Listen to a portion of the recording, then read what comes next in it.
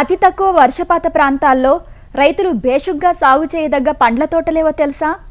ఒకటి రేగు కాగా రెండోది సీతాఫలం. రేగు అన్ని రకాల నేలల్లోనూ బెట్ట పరిస్థితుల్లోనైనా అంది వస్తే, సీతాఫలం చౌడు నేలల్లో తప్ప అన్ని నేలల్లోనూ బాగా పండుతుంది.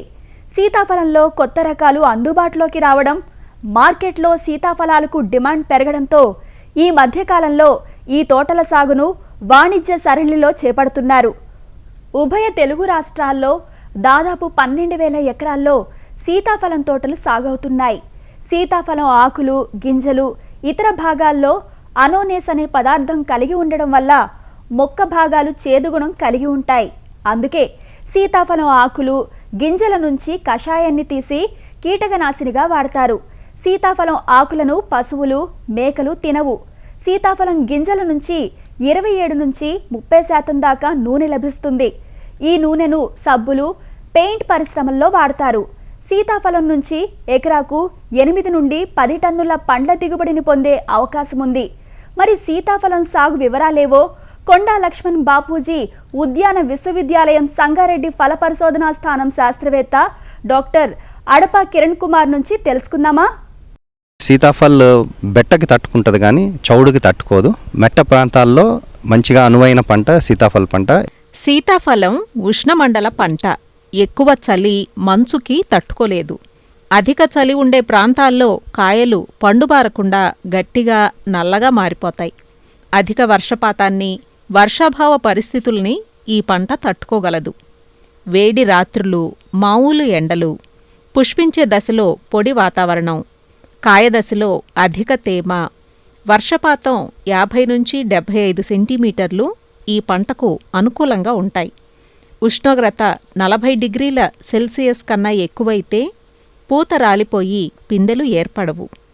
సీతాఫలంలో చాలా రకాలున్నాయి. దక్షిణ భారతదేశంలో ప్రాచుర్యం పొందిన రకం బాలానగర్. బాలానగర్ కాయలు పిరమిడ్ ఆకారంలో పెద్ద కళ్లతో పెద్ద సైజులో ఉంటాయి. కళ్ల మధ్య లేత పసుపు రంగు నుంచి నారింజ రంగుతో చూడటానికి అత్యంత ఆకర్షణీయంగా ఉంటాయి. పండ్లు మధురమైన రుచి, గరుకైన గుజ్జుతో 260 గ్రాముల సగటు బరువుతో 27% చక్కెర కలిగి ఉంటాయి.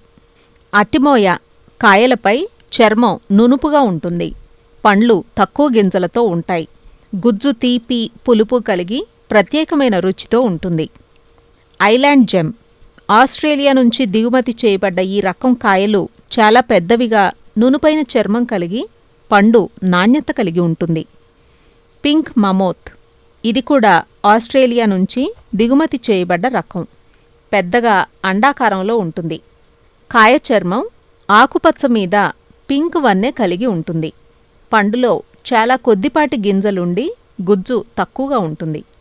ఈ రకాలే కాక వాషింగ్టన్, రాయదుర్గం, మదనపల్లి 1, తిరుపతి 1, రెడ్ సీతాఫల్ వంటి రకాలను సాగు చేయవచ్చు.